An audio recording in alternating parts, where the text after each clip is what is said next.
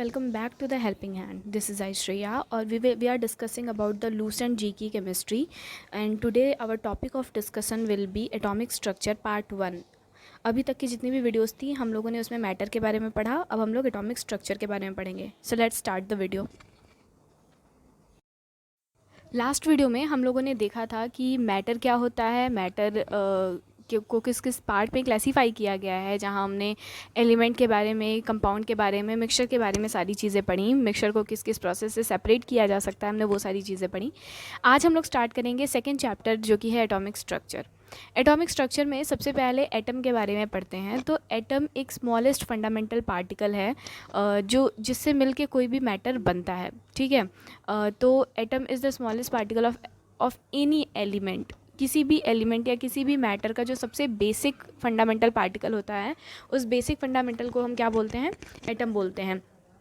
एक तरीके से हम ये एग्जांपल भी ले सकते हैं कि जैसे अगर कोई बिल्डिंग बनानी है तो उस बिल्डिंग को बनाने के लिए हमें छोटे छोटे ईंटों की ज़रूरत होती है. या जिस तरीके से हम बायो में पढ़ते हैं कि लिविंग ऑर्गेनिजम्स के लिए cells are the building block, उसी तरीके से कोई भी मैटर जो होता है हमारे इन्वायरमेंट में, वो उसका बिल्डिंग ब्लॉक या सबसे छोटी इकाई जो होती है उसको क्या कहते हैं? हम एटम कहते हैं. ठीक है.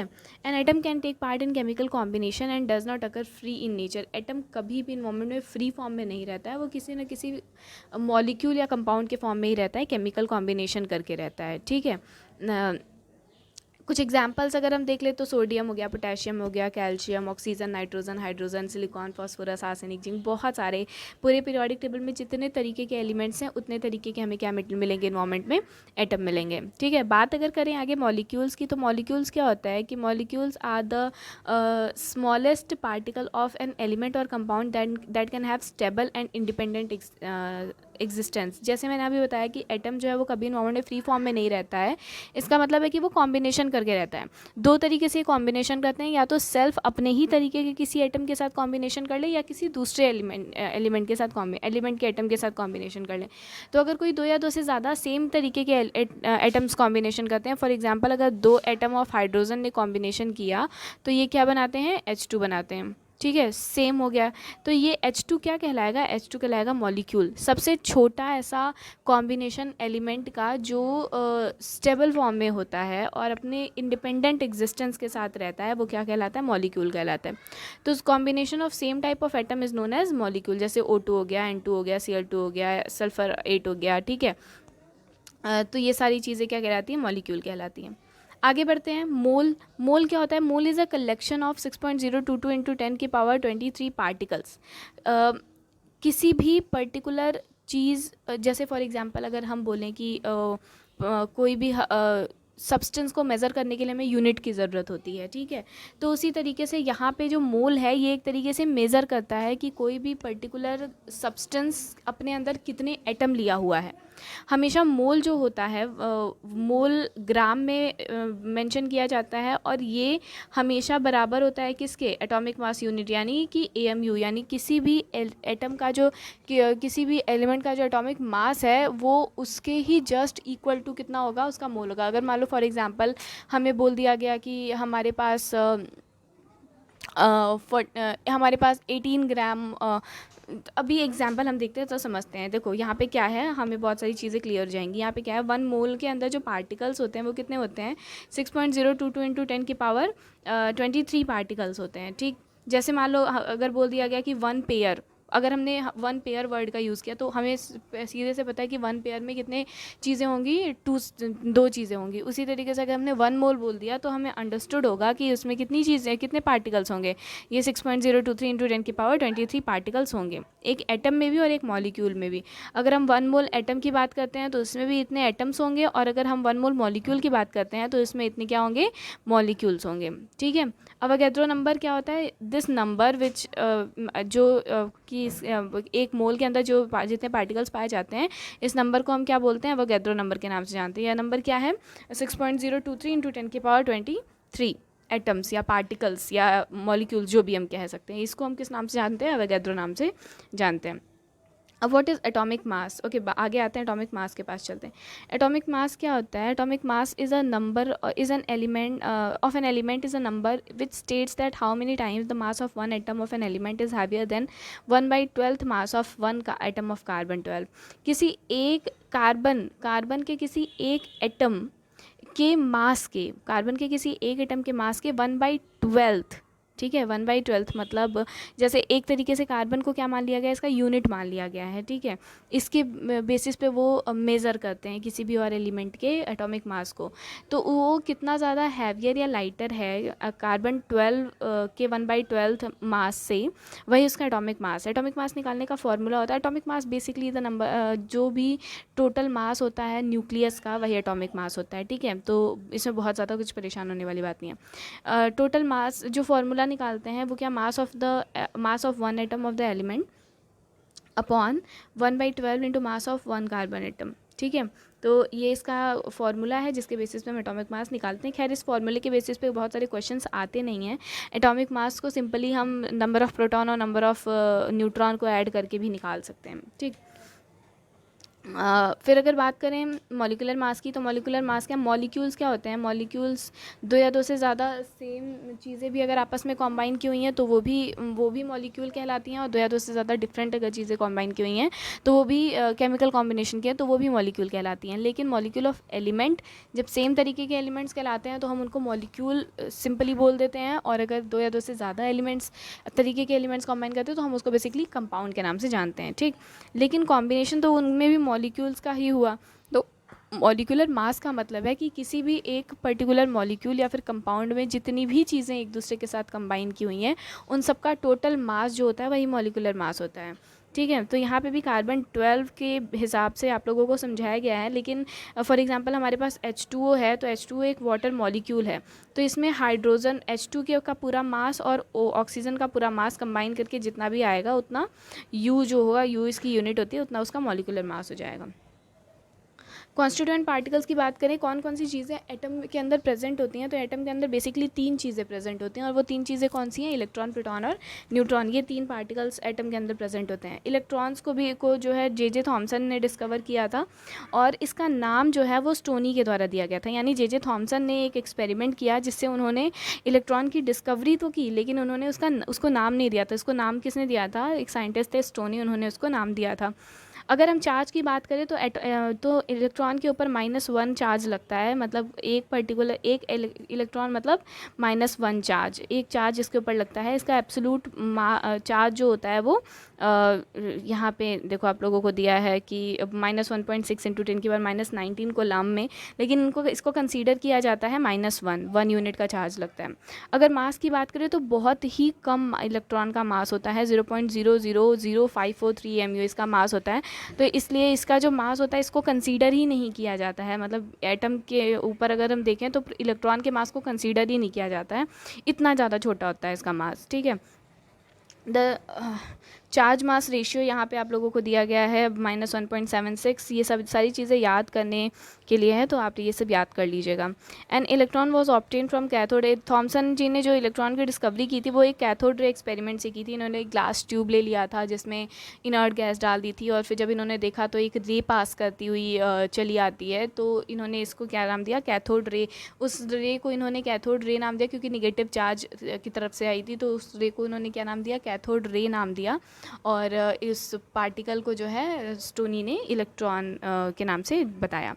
आगे अगर हम प्रोटॉन की बात करें तो प्रोटॉन जो है वो गोल्डस्टीन के थ्रू डिस्कवर किया गया था, लेकिन इसको नाम किसने दिया था? रदरफोर्ड ने। तो अक्सर ही जो नाम आता है प्रोटॉन की डिस्कवरी किए जाने वाले का, तो वो हम रदरफोर्ड ही बोल देते हैं, लेकिन बेसिकली जो एक्सपेरिमेंट किया था वो किसने किया था?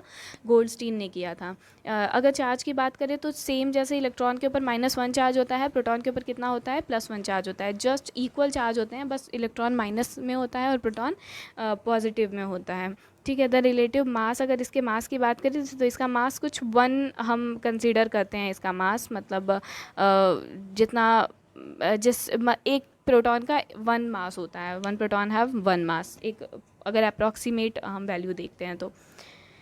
फिर यहाँ चार्ज मास रेशियो दिया गया है। Proton was obtained from anode रे एक्सपेरिमेंट। जिस तरीके से इलेक्ट्रॉन के एक्सपेरिमेंट के लिए कैथोड रे एक्सपेरिमेंट किया गया था, उसी तरीके से फिर प्रोटॉन के एक्सपेरिमेंट के लिए क्या किया गया, एनोड रे एक्सपेरिमेंट गोल्डस्टीन ने किया, जिसके थ्रू एक पॉजिटिव रे निकल के आई एनोड रॉड से, जिसे उन्होंने क्या दिया, सेम तरीके का एक्सपेरिमेंट था, जिसे उन्होंने क्या बोला कि ये एनोड रे है, और फिर रदरफोर्ड ने उसका नाम दिया, और वो नाम था क्या था, नाम था प्रोटॉन। नेक्स्ट जो थर्ड फंडामेंटल पार्टिकल है हमारे एटम का, वो है न्यूट्रॉन। न्यूट्रॉन जो है वो जेम्स चैडविक के थ्रू डिस्कवर किया गया था। जेम्स चैडविक ने न्यूट्रॉन की डिस्कवरी की। किस किस तरीके से न्यूट्रॉन की डिस्कवरी हुई वो हम लोग आगे जब अभी कुछ डिटेल में पढ़ेंगे तो हम समझेंगे। न्यूट्रॉन का जो चार्ज होता है वो जीरो होता है। न्यूट्रॉन के ऊपर कोई चार्ज नहीं होता है, it is absolutely neutral in nature. Proton positive charge का होता है, इलेक्ट्रॉन माइनस चार्ज का होता है, और न्यूट्रॉन जो होता है वो एब्सोल्यूट जीरो चार्ज का होता है। इसके ऊपर कोई भी ओवरऑल चार्ज नहीं लगा होता है। द रिलेटिव मास, अगर रिलेटिव मास की बात करें तो इसका 1 पॉइंट समथिंग इसका मास होता है। तो यानी जितना प्रोटॉन का मास होता है उतना ही न्यूट्रॉन का भी मास होता है, लेकिन कुछ अप्रॉक्सीमेट इधर उधर वैल्यू हो जाती है। 1 पॉइंट समथिंग इसका मास, 1.675 करके इसका मास देते हैं। The charge mass ratio for neutron is zero, क्योंकि इसके ऊपर कोई चार्ज ही नहीं है, तो इसका रेशियो ज़ीरो ही आ जाता है। The neutron was obtain from radio active phenomena. Neutron जो है वो एक रेडियो एक्टिव फिनोमिना के थ्रू डिस्कवर किया गया था, जो आगे डिटेल में आप लोग बाद में समझेंगे, ठीक है। फिर अगर बात करते हैं एटॉमिक नंबर की, तो एटॉमिक नंबर क्या होता है? Atomic number is basically denoted by capital Z. Capital Z से एटॉमिक नंबर को डिनोट किया जाता है, और इसका मतलब है कि जितने एक एटम के अंदर जितने भी नंबर ऑफ इलेक्ट्रॉन या जितने भी नंबर ऑफ प्रोटॉन प्रेजेंट हैं, वही उसका एटॉमिक नंबर होगा। तो basically Z is equal to P is equal to E. बहुत ही ज़्यादा इंपॉर्टेंट फार्मूला है, और हर एक स्टूडेंट को ये फार्मूला पता होना चाहिए, क्योंकि एटॉमिक स्ट्रक्चर में बहुत सारे ऐसे कॉन्सेप्ट्स हैं जो हम इस फार्मूले के थ्रू पूरा कर सकते हैं। Z is equal to P is equal to E, where Z is equal to atomic number, P is equal to number of proton, and E is equal to number of electron, ठीक है। तो ये बहुत important formula है। Mass number the sum of, जैसे हम लोगों ने एटॉमिक मास ऊपर देखा था, उसी तरीके से यहाँ मास नंबर है कि किसी भी एटम, इसे कैपिटल ए से डिनोट किया जाता है, और किसी भी एटम के न्यूक्लियस में कितने नंबर ऑफ प्रोटॉन और कितने नंबर ऑफ न्यूट्रॉन प्रेजेंट हैं, यही इसका क्या होगा, एटॉमिक मास या मास नंबर होगा। मतलब total the mass of atom is based on the mass of proton and neutron. देखो, mass of the atom is based on mass of proton and neutron, सिर्फ प्रोटॉन और न्यूट्रॉन। इलेक्ट्रॉन का mass consider ही नहीं किया गया, क्योंकि इतना छोटा होता है इलेक्ट्रॉन का मास, ठीक है। तो इस तरीके से हम मास नंबर और एटॉमिक नंबर निकालते हैं। देखो, आइसोटोप्स क्या होता है? Isotopes are the atoms of the elements having same atomic number but different atomic masses. कुछ कुछ ऐसे एलिमेंट्स होते हैं जिनके एटॉमिक नंबर तो सेम होते हैं, लेकिन जो एटॉमिक मासेस क्या होते हैं वो डिफरेंट। एटॉमिक नंबर सेम होने का मतलब है कि वो सेम ही एलिमेंट है। तो एक एलिमेंट का सिर्फ एक एटम तो इन्वायरमेंट में एग्जिस्ट करेगा नहीं, various number of atom environment में एग्जिस्ट करते हैं। तो उनमें से कुछ एटम जो है उनके कुछ और एटॉमिक मासेस हो गए, कुछ के कुछ और। तो ये डिपेंड करता है किसके ऊपर? नंबर ऑफ न्यूट्रॉन के ऊपर। क्योंकि अगर सबके, देखो, सबके अगर एटॉमिक नंबर सेम है, छः तीनों कार्बन के एटॉमिक नंबर हैं, तो ऑब्वियस सी बात है कि इनके पास नंबर ऑफ प्रोटॉन और नंबर ऑफ इलेक्ट्रॉन सेम ही होंगे। और मास नंबर किसके ऊपर बेस्ड होता है? A is equal to P plus and proton और न्यूट्रॉन के ऊपर बेस्ड होता है। यहाँ Z is equal to P is equal to E से हमें ये समझ में आ गया कि प्रोटॉन तो सिमिलर ही होगा, क्योंकि इलेक्ट्रॉन तीनों का सिमिलर है, तो प्रोटॉन भी सिमिलर होगा क्योंकि Z सिमिलर है। डिफरेंस किस में आएगा? नंबर ऑफ न्यूट्रॉन में। तो आइसोटोप्स के डिफरेंस में जो रिस्पॉन्सिबल होता है वो क्या होता है? नंबर ऑफ न्यूट्रॉन होता है। Isobars are just opposite to the isotopes. Isotopes में क्या था कि एटॉमिक नंबर सेम था लेकिन एटॉमिक मास डिफरेंट थे। लेकिन आइसोबार में क्या है? एटॉमिक मासेस सेम है लेकिन एटॉमिक नंबर डिफरेंट है, यानी दो या दो से ज़्यादा एलिमेंट्स के कभी कभी क्या हो जाते हैं, काउंट, प्रोटॉन और न्यूट्रॉन को काउंट करने पे सेम एटॉमिक मास चला आता है। तो ऐसे एलिमेंट्स क्या कहलाते हैं? आइसोटोप्स कहलाते हैं, ठीक है। सॉरी, आइसोबार्स कहलाते हैं। आइसोटोन्स क्या होते हैं? These are the atom of different element having the same number of neutrons. बहुत सारे ऐसे एलिमेंट्स हैं जिनके पास सेम नंबर ऑफ न्यूट्रॉन्स है। तो जो same number of neutrons contain करने वाले एलिमेंट्स होते हैं, लेकिन जो अलग अलग एलिमेंट्स हैं, उनको क्या बोला जाता है? आइसोटोन्स, ठीक है। आइसो इलेक्ट्रॉनिक्स क्या होता है? These are the atom molecule ion containing the same number of electron. देखो, क्या होता है कि कभी कभी जैसे ट्रांसफरिंग या शेयरिंग करने के बाद फिर हम नंबर काउंट करते हैं कि इलेक्ट्रॉन कितने हैं। जैसे मान लो कि हमारे पास फॉर एग्ज़ाम्पल एक एलिमेंट है सोडियम, और एक एलिमेंट है मैग्नीशियम, ठीक है। सोडियम और मैग्नीशियम 2 एलिमेंट है। तो सोडियम का एटॉमिक नंबर है 11, मैग्नीशियम का एटॉमिक नंबर है कितना 12। अगर हम कॉन्फ़िगरेशन करते हैं तो के में 2 इलेक्ट्रॉन, एल में 8 इलेक्ट्रॉन और एम में 1 इलेक्ट्रॉन सोडियम के पास आया, और के में 2 इलेक्ट्रॉन, एल में 8 इलेक्ट्रॉन और एम में 2 इलेक्ट्रॉन किसके पास है, मैग्नीशियम के पास है। सोडियम 1 इलेक्ट्रॉन डोनेट करके क्या हो जाएगा, Na पॉजिटिव, और मैग्नीशियम 2 इलेक्ट्रॉन डोनेट करके क्या हो जाएगा, Mg डबल पॉजिटिव, ठीक है। तो देखो अब ये दोनों जब ये इलेक्ट्रॉन्स चले गए, ये वाले इलेक्ट्रॉन खत्म हो गया, ये खत्म हो गया, यानी ये दोनों सेल खत्म हो गया, तो 10 और 10 दोनों के पास 10 ही इलेक्ट्रॉन बचे ना, तो यानी Na पॉजिटिव और Mg2 पॉजिटिव दोनों क्या हैं, आइसो इलेक्ट्रॉनिक एलिमेंट्स हैं। बात समझ में आई कि सेम इलेक्ट्रॉन्स रखने वाले एलिमेंट जो हैं वो आइसो इलेक्ट्रॉनिक्स कहलाएंगे। आज की वीडियो के लिए बस इतना ही। नेक्स्ट वीडियो में मैं आप लोगों को एटॉमिक स्ट्रक्चर पार्ट 2 पढ़ाऊंगी, जिसमें हम थॉमसन मॉडल, रदरफोर्ड मॉडल और जो भी मॉडल्स दिए गए थे, जो भी बाकी सारी चीज़ें हैं वो हम लोग पढ़ेंगे। आज हम लोगों ने इलेक्ट्रॉन, प्रोटॉन और न्यूट्रॉन तीनों के बारे में पढ़ा कि डिस्कवरी कैसे हुई, क्या क्या इसके क्या क्या इसकी प्रॉपर्टीज़ हैं, वो सारी चीज़ें, मॉलिक्यूलर मास, आइसोटोप्स, बार, ये सारी चीज़ें हम लोगों ने डिटेल में पढ़ी। तो नेक्स्ट वीडियो में हम फिर मिलते हैं। आज के लिए बस इतना ही। Thank you for watching the video.